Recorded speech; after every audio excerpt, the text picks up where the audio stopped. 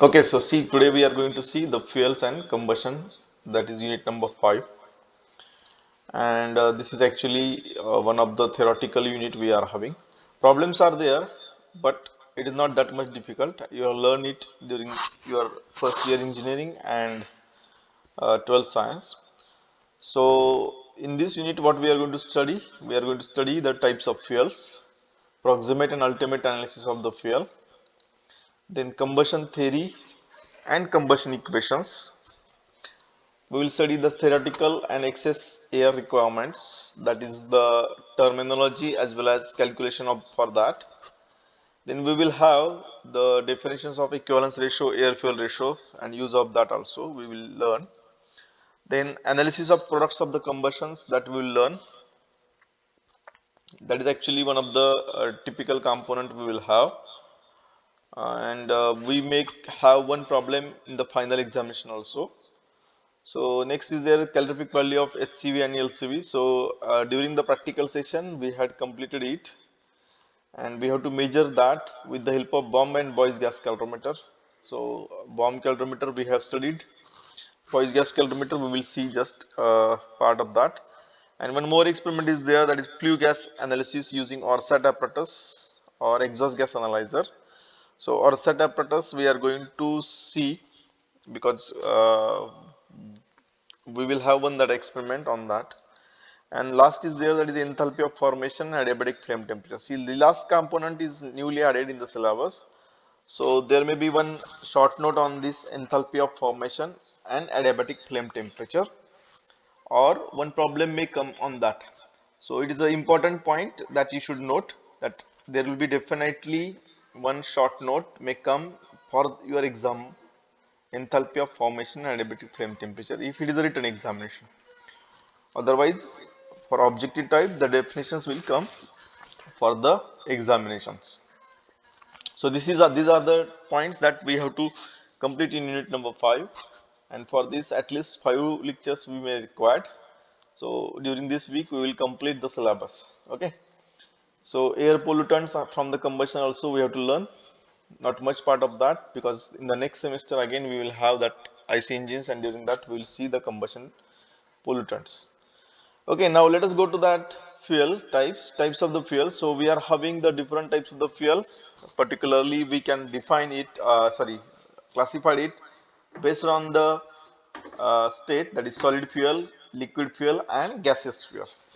Okay, so solid fuels, I think you may know the different solid fuels. The major solid fuel is the coal, which is used for the power generation, and that is we can have in abundantly right now. But another fuels also there, that is bagasse, which is a biomass derived, and we can have the wood also, that is also biomass derived. But these are having the limitations that we can't cut the trees for wood. Bagasse we can cultivate in farming and we can generate it, but right now the trend is not there like that. Okay, but still in India we are having the lot of coal, which may last near about 30 to 40 years, next 30 to 40 years, and we can generate the power from there. So the coal is the main fuel, and see, we are going to study these fuels in the perspective of the boiler. Okay, so boiler fuels we are going to learn. We are not going to learn the fuels which are used for the internal combustion engines. Okay, so that's why the external combustion engines, today we are going to see the fuels for used for the external combustion. So the first is there, that is coal. So let us see that analysis of the coal. So we are having the two types of the analysis. See, the analysis is required for what purpose? Because we want to find out that how much amount of the heat is getting from the coal and how we are utilizing it into the boiler. So that is our, we can say that aim of studying the analysis of coal. So it will gives us the detailed and accurate heat balance, means how much amount of the heat is generated from the coal. So that's why we need the analysis. Now there are two types of the analysis. One is proximate analysis and second is ultimate analysis. So proximate analysis is actually the approximate percentage of by mass of the fixed carbon volatile ash, moisture content in coal, and that can be given uh, like this. So for particularly the coal, we are having the carbon, volatile matter, moisture content, ash and heating value, and these are the approximate value that we are getting. Okay, so we are not going to the in detail, but we will measure it with the different equipments. It is not approximate, means it is not randomly placed, but it is measured with the experiments and different instruments. But still we are having the approximation of that, and based on the different types of the coal. See, there are different types of the coals available, or we are getting from the mining process. So generally, based on the types, we are having the different percentage of carbon, and this carbon percentage will decide that what the heating value you are getting. Heating value means that is nothing but the calorific value of the fuel or calorific value of the coal.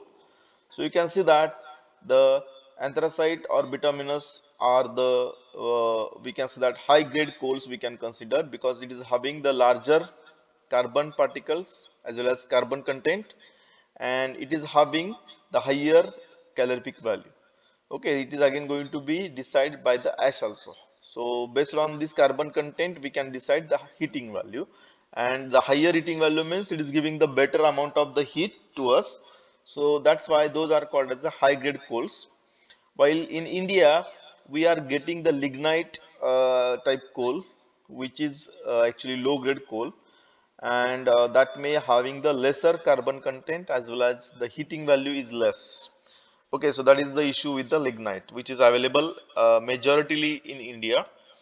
And see, that's why the mining cost may goes increasing, and due to that the coal cost is also going to increase. Means if you are mining the lignite and if you are mining the anthracite, then the cost difference is not much, but the amount of the energy we are getting, that will be completely twice.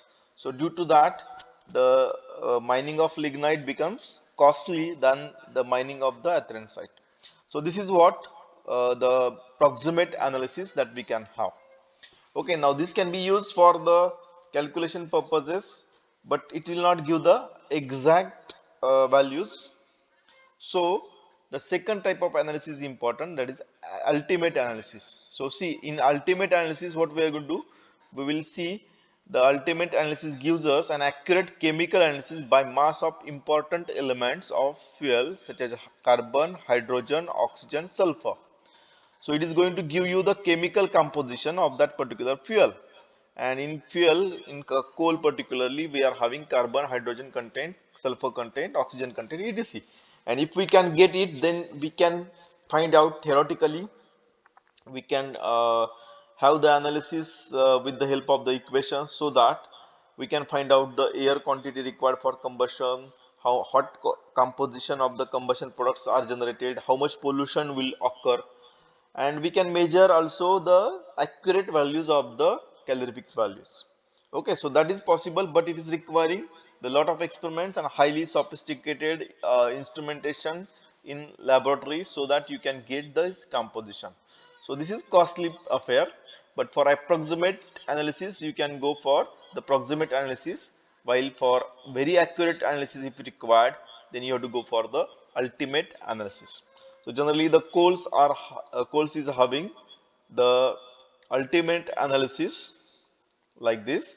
Let us see that ultimate analysis of coal, and that is consisting the carbon percentage, you can see, then we can have the H2 percentage, then you can see that O2 percentage, N2 percentage, and S percentage, that is sulfur percentage. So as well as the mineral matters may be there, just like some metals or some we can say that the gases are there which maybe exist in the coal also. So when you are having the higher carbon percentage and hydrogen percentage, then you can get the more calorific values. So that you should remember. So this is what the based on the mass, the ultimate analysis of a solid fuel, that is we are considering as a coal. Okay, have you got it? Now let us go to the liquid fuels. So see, all of you are knowing that there are a lot of liquid fuels that we are using in day-to-day life. that is particularly liquid fuels used are the hydrocarbons, which are derived from the petroleum or natural petroleum or crude oils. Okay, so this is actually having the limitations right now, and it is going to vanish within a few years after this, but still it is having the availability, and it is cheaper than the other sources of the energy or fuel. That's why we are uh, having the focus on this. So that may consist the gasoline, that is called the petrol or diesel, methanol you may so say, kerosene is there, and fuel oils there. So these are the different liquid fuels. See, ethanol may be generated by the fermentation processes of the some agricultural products also. Okay, so that is also one of the new trends we may have, that is called as the biofuels. Particularly biodiesels are there, or ethanol. You may have heard this thing that in sugar factories we are generating the ethanol, methanol. So those can be generated. Those are the alcohols actually, which are generated from the processing of the sugar juice or different uh, bio-derived products like beet and all these things. So that can be possible, but the liquid fuels majority right now are derived from the mining, and that is natural crude oils. Okay, so if we see the different examples of gasoline, then it is a not only single hydrocarbon, but it is a mixture of different hydrocarbons. Okay, it is a mixture of different hydrocarbons. Near about 40 hydrocarbons can be considered in a mixture of gasoline, and diesel is called as a dodecone, while the petroleum, that is petrol, is called as a octane. Okay, so you can see that the for petrol C8H18 the formula is considered, that is called as octane, while for diesel it is considered as C12H26. See, these numbers are important because these formulas we may require for solving the problem.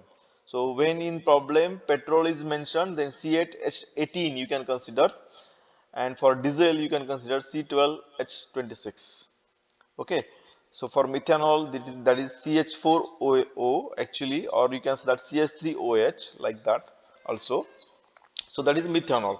So these are the fuels which we are using as a liquid fuels in boilers as well as for different applications of the combustion processes.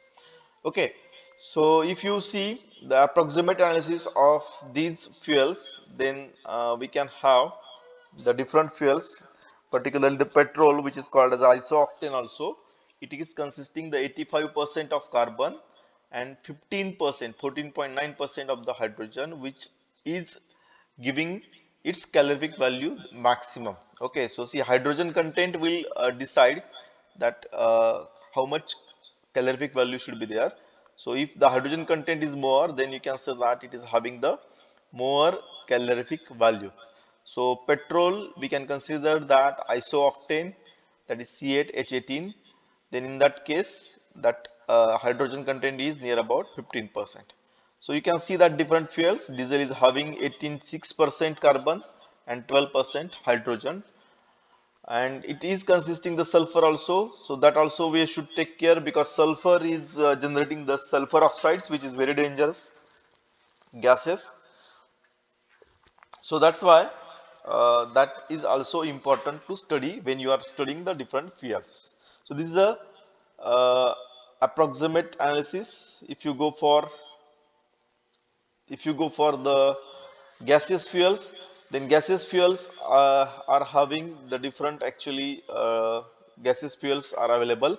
So again, the hydrocarbon fuels are natural gases. We can consider it from the mining process only. And see, this is a promising fuels right now, because CNG is going to have the next few years more than whatever the crude oils are there. So natural gas or CNG may be the future fuel. So that's why you should take it very seriously, that is gaseous fuels. LPG, all of you are using it for home applications, but CNG and other gases can be considered for the power generation. So LPG, natural gas, coal gas, producer gas, water gas, biogas, blast furnace gas, coke oven gas, methane, ethane, etc. are the gaseous fuels which are used commercially. Okay, so LPG you are using for household purposes. Natural gas means that is compressed natural gas. CNG you are using for vehicle purposes. The coal gas can be used for power generation. Producer gas is derived from actually the biomass. Okay, so if you are having the gasification process of the biomass, then producer gas is generated, and that can be used for the different applications. Biogas, you may know, the blast furnace gas is also used for the furnaces, and that is different applications. So all these gases can be used for the commercial purposes.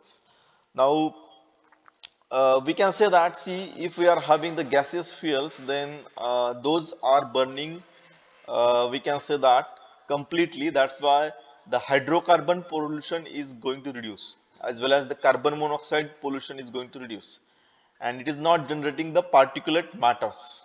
Okay, so that is the small smoke particle is not going to be generated, which is happening in case of the liquid as well as the gaseous, solid fuels. If you burn the solid fuel or if you burn the liquid fuel like diesel, then soot particles are generated, as well as the hydrocarbon emission is there, as well as you may have the CO, carbon monoxide is there. And this is happening due to the incomplete combustions or deficiency of oxygen, or we can say that the lower temperature combustions, which is not happening in the gaseous fuels. Okay, so gaseous fuels may burn completely because mixing we can have proper, as well as we will have the better burning processes for the gaseous fuel. So that's why the combustion products will consist the carbon dioxide and water only. Okay, so if it is hydrocarbon fuels which is not consisting the sulfur and other products, because we can remove that sulfur and all things from the gases easily. That is also one of the important factor. From the coal and diesel, it is very difficult to remove the sulfur 100%. It will remains as it is there. But in case of the gaseous fuels, that can be removed easily, replacement we can have easily. So that's why we can have the clean gases, and if we burn the clean gases like methane or CNG or LPG, then those are having only hydrocarbons in it. Hydrocarbons means CX, that is carbon and hydrogen molecules are there, that is CXHY consist only. And if you burn it completely, then it will generate the carbon dioxide, that is CO2 and water molecules only. So generation or formation of carbon dioxide and water molecules is taking place. That's why those gases are called as the cleanest fuels, and we are using, that's why it is in the our kitchen also. Okay, if that hydrocarbons and carbon monoxide and sulfur dioxides, if it is generating, then we will not allow it in our kitchen. Okay, so that is the point that you should remember. So gaseous fuels are considered now cleanest fuel, and the other fuel, that is solid fuel and liquid fuels, are having the lot of pollutions. So you may have read this problem of the Delhi right now nowadays, particularly when Diwali comes, then Delhiite people are complaining due to the pollution problems, and that is due to the burning of the solid fuels, which is biomass burned in the Haryana and Punjab, while the diesel vehicles are polluting that problem, because those are generating the smoke and the visibility is going down. So that is the issues with the liquid fuel and gases, solid fuels. But this problem can be replaced with the gaseous fuels. So right now, the public transport like buses are going to be replaced from the diesel to CNG buses. Okay, replace diesel to CNG buses. So that is the point that you should remember. The natural gas, if you consider, then we can have the approximate analysis of that natural gas is like this. Approximate analysis of the natural gas is like this. That is consisting the CH4, which is 87%. If you consider the methane, ethane, okay, so like that you can have by weight.